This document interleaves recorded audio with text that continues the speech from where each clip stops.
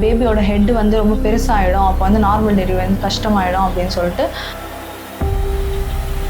இப்போ வந்து ரொம்ப வந்து ப்ரெஷரும் பண்ண வேணாம், பேபி ஹெட்டு வந்து ஆல்ரெடி வந்து பெருசாகிடுச்சு அப்படின்ற மாதிரி சொல்லிட்டாங்க. சரி ஓகே, ஸ்டிச்சஸ்லாம் வந்து போடுறாங்க. எனக்கு ஷிவரிங் வந்து வந்துடுச்சு.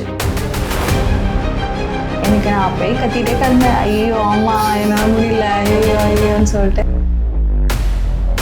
இப்படி குடிச்சிட்டு கீழே உட்காந்து ஸ்டெப்ஸ் ஏஞ்சிக்கவே முடியல எனக்கு.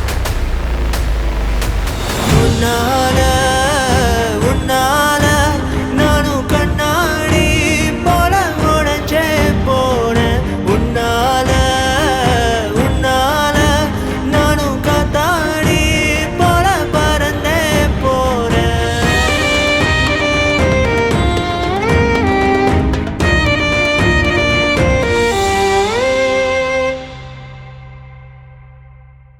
எயிட் 30 போல் வந்து கூட்டிகிட்டு போயிட்டாங்க, லேபர் வார்டுக்கு வந்து கூட்டிகிட்டு போயிட்டாங்க. டாக்டரும் வந்து வந்துட்டாங்க. டாக்டரும் வந்து வந்ததுக்கப்புறமா என்னை பார்த்துட்டு இன்னும் எப்போவே டயர்டாக இருக்கா அப்படின்னு சொன்னாங்க.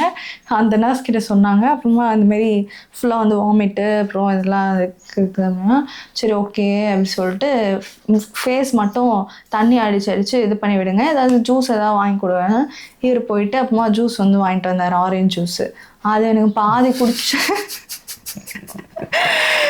வந்து அந்த தள்ளிட்டு வருவாங்களே, அப்போ வந்து பாதி குடிச்சிட்டு நான் வந்துட்டேன். அப்புறமேட்டு உள்ளே வந்து தரேன்னு சொன்னாங்க, எனக்கு தரவே இல்லை. அது வந்ததுலேருந்து புலம்பிக்கிட்டே இருக்கேன்.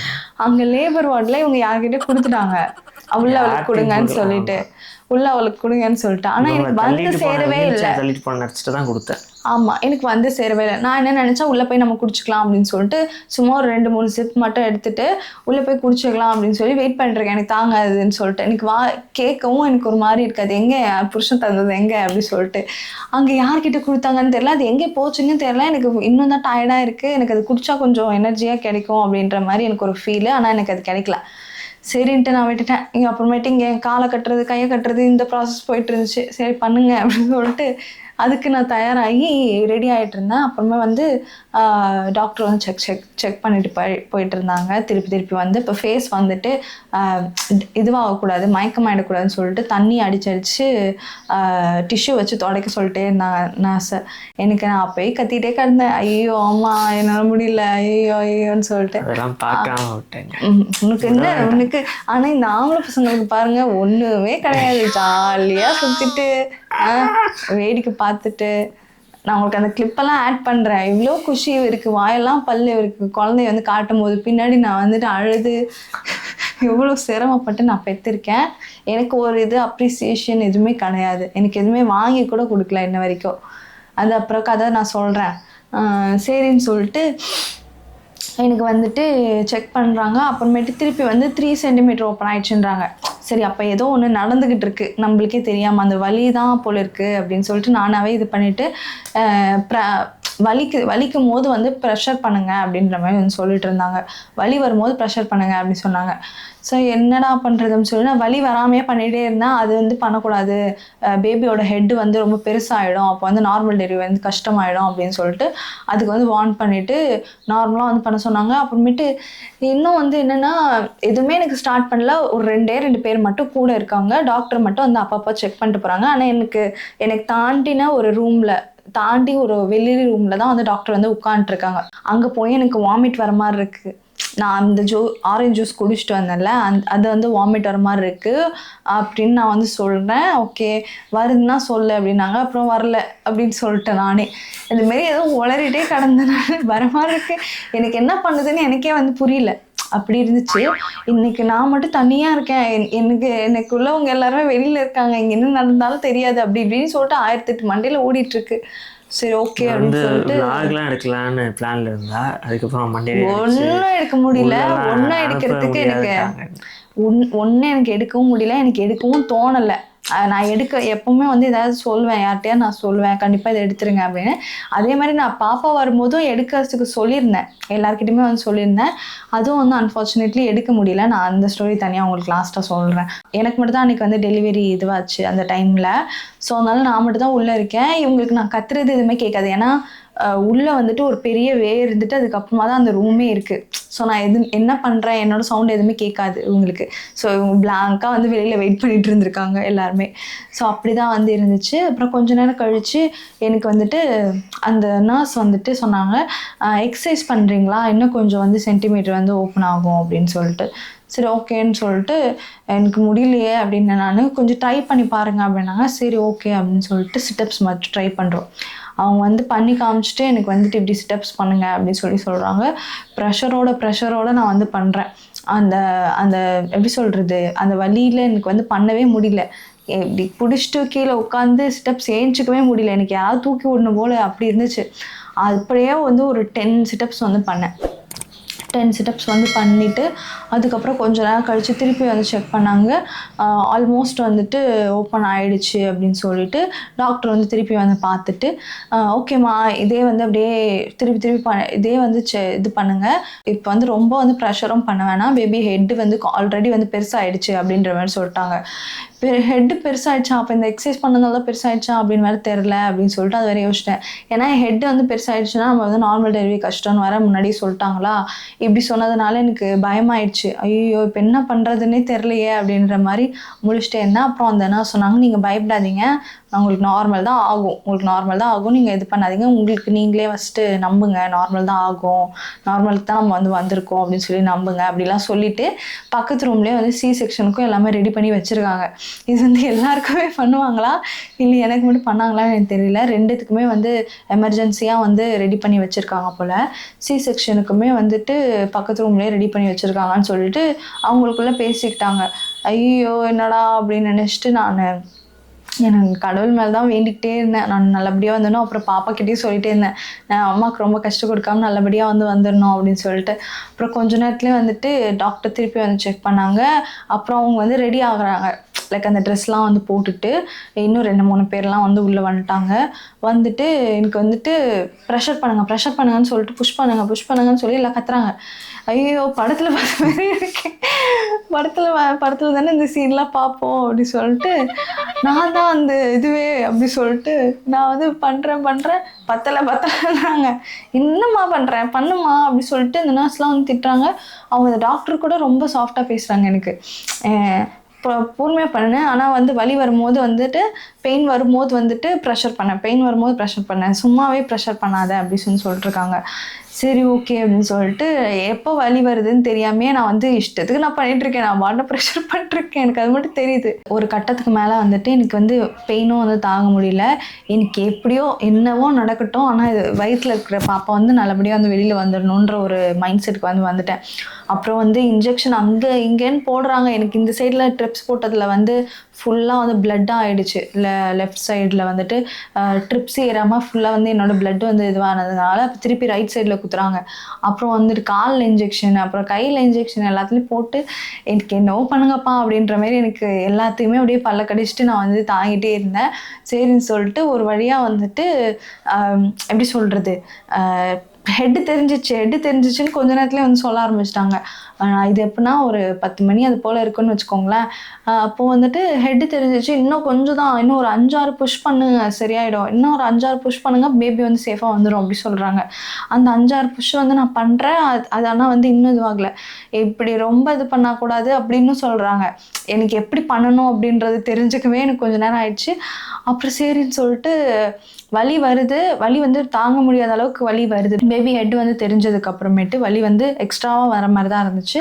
ஸோ அந்த டைமில் வந்து வேகமாக வந்து ப்ரெஷர் பண்ண பாப்பா வந்து வெளியில் வந்துட்டாங்க. ஸோ வெளியில் வந்தோடனே எனக்கு அப்படியே வந்துட்டு நிம்மதியாக போயிடுச்சு. அப்பாடா அப்படின்னு சொல்லிட்டு ஒரு எப்படி சொல்கிற வயிற்றில் இருக்கிற அப்படியே ரிலீஃபாக ஆன மாதிரி இருந்துச்சு. அப்புறம் பாய் பேபி அப்படி சொல்லிட்டு தூக்கிட்டு போயிட்டாங்க. எனக்கு காட்டவே இல்லை. சரி ஓகே அப்படின்னு சொல்லி நானும் வந்துட்டு சரியாகவும் கவனிக்கல. எனக்கு ஒரு மாதிரி பிளர்ராக இருக்குது அப்படியே. ஏன்னா எனக்கு நான் மயக்க நிலையில் போகல, ஆனால் போகிற ஸ்டேஜில் இருந்துட்டேன் போல். ஸோ அந்தளவுக்கு எனக்கு வந்து டயர்ட்னஸ்னாலையும் எனக்கு வந்து நான் ரொம்ப வந்து வீக்காக இருக்கிற மாதிரி எனக்கு ஃபீலாக இருந்தது. எனக்கு கேட்க கூட முடியல, பாப்பாவை காமிங்க நான் பார்க்கணும் அப்படின்னு சொல்லி எனக்கு கேட்க கூட எனக்கு வாய் வரல. அந்தளவுக்கு எனக்கு த்ரோட்டும் வந்து கத்தி எனக்கு எப்படி சொல்கிறது வாய்ஸே வரல. அந்தளவுக்கு தண்ணி இல்லாமல் ஒரு மாதிரி ஆயிடுச்சு, நாக்கு வறண்டு போன மாதிரி. எனக்கு பேசுறதுக்கே இது இல்லை. நான் பாய் பேபின்னு மட்டும் சொன்னது மட்டும் காதில் விழுந்துச்சு. எடுத்துகிட்டு போயிட்டாங்க, பீடியாட்ரிஷியன் வந்து எடுத்துகிட்டு போயிட்டாங்க. அவங்களுக்கு போய் எல்லாமே க்ளீன் பண்ணி எல்லாமே செக் பண்ணுறதுக்கு. ஸோ அதுக்கப்புறம் உங்ககிட்ட எடுத்துகிட்டு வந்து கொடுத்துருப்பாங்கல்ல, அது சொல்லி காமிச்சாங்க. ஒரு 10:50 போல் வந்து நர்ஸே வந்து சொல்லிட்டாங்க, இந்த மாதிரி உங்களுக்கு பாப்பா பிறந்துருச்சு அப்படின்னா. எங்கள் வீட்டில் இல்லை. ஸோ இவங்க அம்மா எங்கள் அம்மாலாம் இப்போ என்ன பாப்பா அப்படின்னோடனே அது நான் சொல்லக்கூடாது, டாக்டர் தான் சொல்லுவாங்க அப்படின்னு சொல்லிட்டு போயிட்டாங்க. அதான் பிறந்துருச்சுலம்மா, ஏமா அப்படி பண்ணுறீங்கன்ட்டு. அதுக்கப்புறம் ஒரு 10 நிமிஷம் கழித்து டாக்டரே வந்து பேபியோட வந்தாங்க. வந்து பாய் பேபி பிறந்திருக்கான் அப்படின்னு சொல்லி காட்டிட்டு, நீ இருக்கான்னு வந்து கேட்டாங்க. எங்கள் அம்மாகிட்ட தான் இருந்துச்சு. ஒன்று எங்கள் அம்மாட்ட ஃபஸ்ட்டு கொடுத்தாங்க. அப்புறம் ஹஸ்பண்ட் யார் அப்படின்னு தேடினாங்க. அதுக்கப்புறம் நான் தான் அங்கே இருக்கேன் மேடம் அப்படி சொல்லிட்டு அப்புறம் என்கிட்ட கொடுத்தாங்க. நானும் வாங்கிட்டு அதுக்கப்புறம் மறுபடியும் வாங்கிட்டு போயிட்டாங்க. அவன் வரும்போதே இப்படி நல்லா போஸோட தான் வந்தான், ரெடி கையெல்லாம் வச்சுட்டு அப்படி வந்தான். அந்த கிளிப் மட்டும் இருக்குது. ஓகே, டெலிவரி ஆயிடுச்சு. அப்புறம் இதுக்கப்புறம் ஒன்றும் இல்லை, நம்மளை வந்து ரூம் கூப்பிட்டு போயிடுவாங்க அப்படின்னு சொல்லிட்டு ஜாலியாக இருந்தால். இன்னுமே அடுத்த ப்ராசஸ் இன்னும் இருக்குதுன்னு சொல்லிட்டு எனக்கு வந்துட்டு ஒரு 12 o'clock வரைக்கும் வந்து ஸ்டிச்சஸ் வந்து போட்டுகிட்டே இருக்காங்க. ஸோ அந்தளவுக்கு வந்து ஸ்டிச்சஸ் வந்து போட்டுட்ருக்காங்க. எனக்கு எனர்ஜியே இல்லை.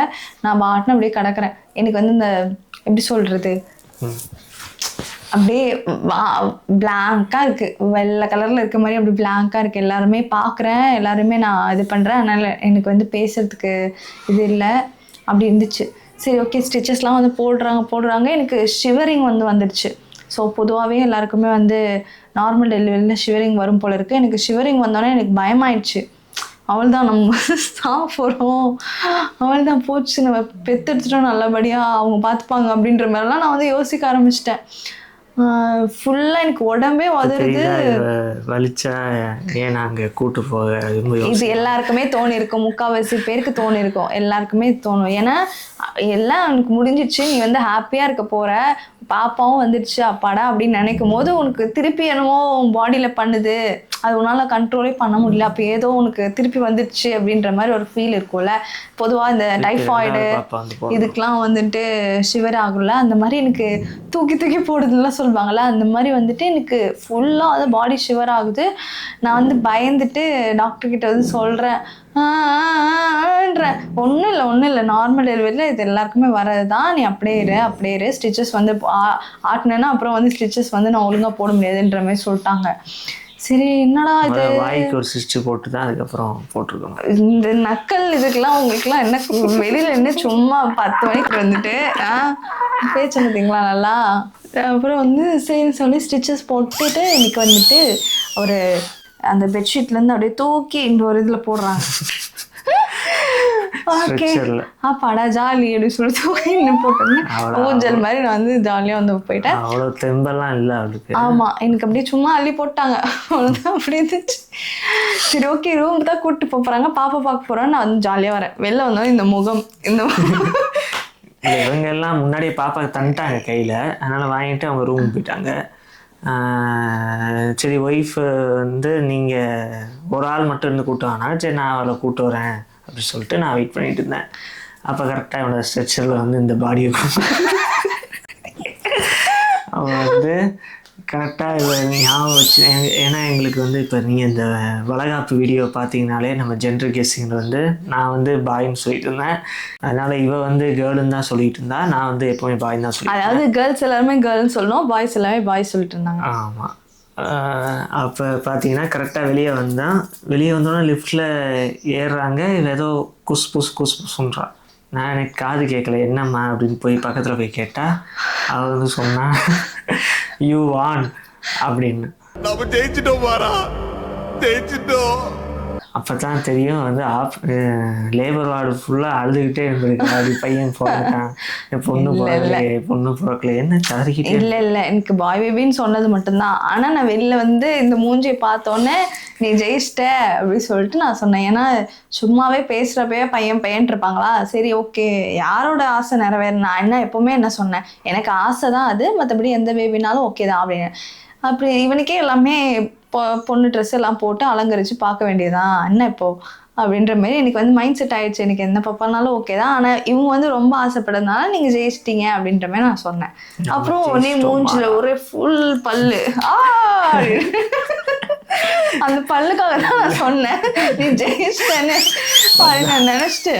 அப்புறம் வந்து என்ன உள்ள நடந்துச்சு அப்படின்னு கதை சொல்லுவான்னு பார்த்தா, ஆமா நானே டெட் பாடி ஆட்டு வரேன், வந்தாலும் கதை சொல்லுவான் வந்து உட்காந்து. திடீர்னு இதை சொல்லவும் எனக்கு வந்து சிரிப்பு ஆயிடுச்சு. நானே அப்படியே ரொம்ப அப்படியே இதுவா வரேன். எனக்கு இவங்க ஃபேஸ் பார்த்தோன்னே ஏமாந்து போயிடுச்சு அப்படின்ற ஒரு வருத்தமும் இருந்துச்சு எனக்கு.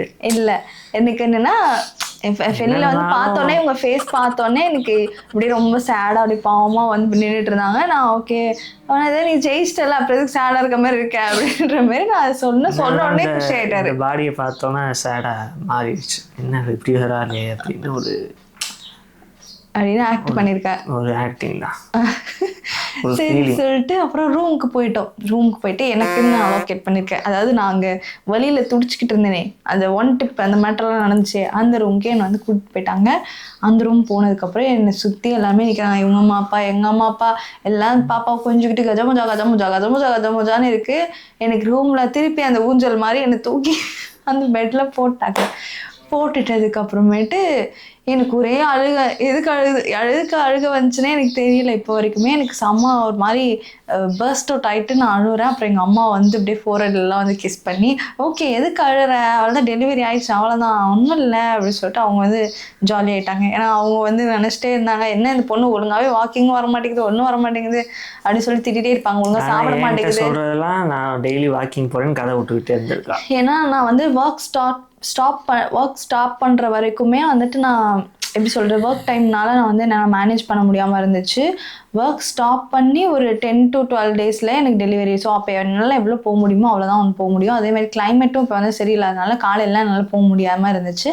ஸோ ஆஃப்டர்நூன் மட்டும் கொஞ்சம் ஒரு 2 hours அந்த மாதிரி வந்து போயிட்டு இருந்தேன். ஸோ அதுவே ரொம்ப கம்மி இல்லையா? சில பேர்லாம் வந்து 7ஆம் மாதத்துலேருந்தே நடந்துக்கிட்டே கிடப்பாங்க. நான் அந்த மாதிரிலாம் எதுவுமே பண்ணல. ஸோ அதுக்காக எல்லாரும் கொஞ்சம் பயந்துட்டும் இருந்தாங்கன்னு சொல்கிறேன். ஸோ அதனால் நம்ம ஓகே நம்ம வந்து ஜாலியாக வின் பண்ணிட்டோம் அப்படின்ற மாதிரி எங்கள் அம்மாவுக்கும் ஜாலியாகி என்னையே வந்துட்டு குஷிப்படுத்துறதுக்கு எனக்கு வந்து கிஸ்லாம் பண்ணி அப்படியே வந்து ஜாலியாக போயிடுச்சு. எல்லோரும் பாப்பா கொஞ்சினதுக்கப்புறம் என்கிட்ட தூக்கிட்டு வந்து காமிச்சாங்க. நான் அப்போ தான் வந்து பாப்பாவோட மூஞ்சியே பார்க்குறேன். ஏன்னா அப்போ எனக்கு காமிச்சப்பையும் எனக்கு சரியாகவே தெரியல, அவங்க தூக்கிட்டும் போயிட்டாங்க பாய் பேபின்னு மட்டும் சொல்லிவிட்டு. ஸோ அப்புறம் வந்துட்டு ஃபேஸ்லாம் பார்த்துட்டு அடுத்தது வந்துட்டு ஃபீட் பண்ணுற ப்ராசஸ்ஸு. ஸோ இதெல்லாம் முடிஞ்சு நம்ம அப்போ தான் வந்து ஃப்ளாட் ஆகி படுத்து கிடக்குறோம். அடுத்தது இன்னொரு இதுக்கு பாப்பா அழுகுது ஃபீட் பண்ணுங்க அப்படின்றாங்க. ஃபீடுக்கு நான் எங்கே போகிறது அப்படின்னு சொல்லிட்டு அது ஒரு பெரிய ஜேர்னியாக இருந்துச்சு. ஸோ அதெல்லாம் நான் முடிஞ்சால் அவங்களுக்கு வந்து அப்புறமா ஷேர் பண்ணுறேன். இன்னுமே அந்த ஜேர்னியில் வந்து போயிட்டு தான் இருக்கேன். அதனால் அதெல்லாம் ஓரளவு நான் வந்து ஸ்டடி ஆனதுக்கப்புறமா உங்களுக்கு வந்து ஷேர் பண்ணுறேன்.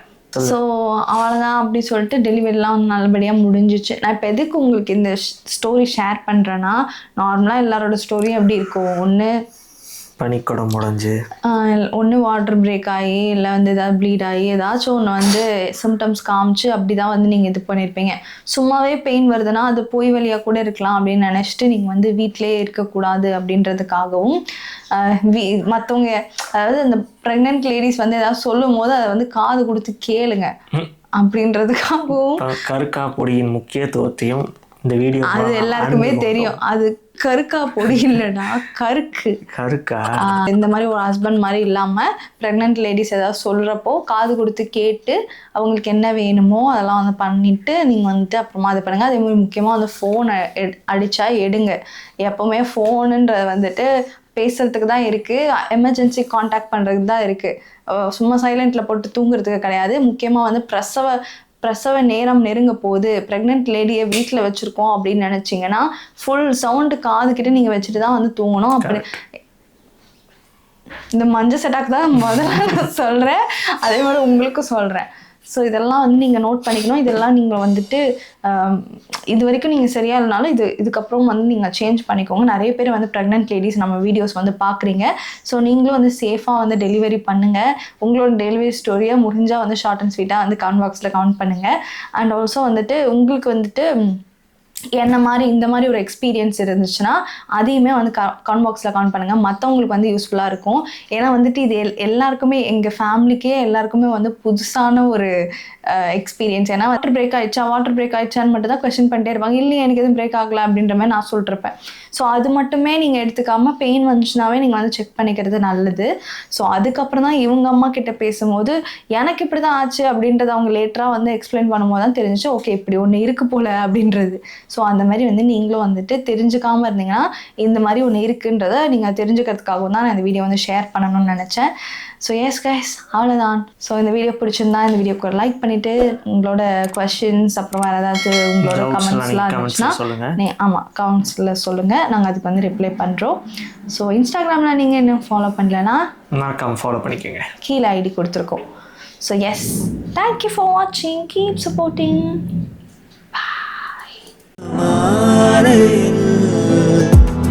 மதிமயங்கும் வெண்ணிலா, அதிருறங்கும் பெண்ணிலா, எனதரு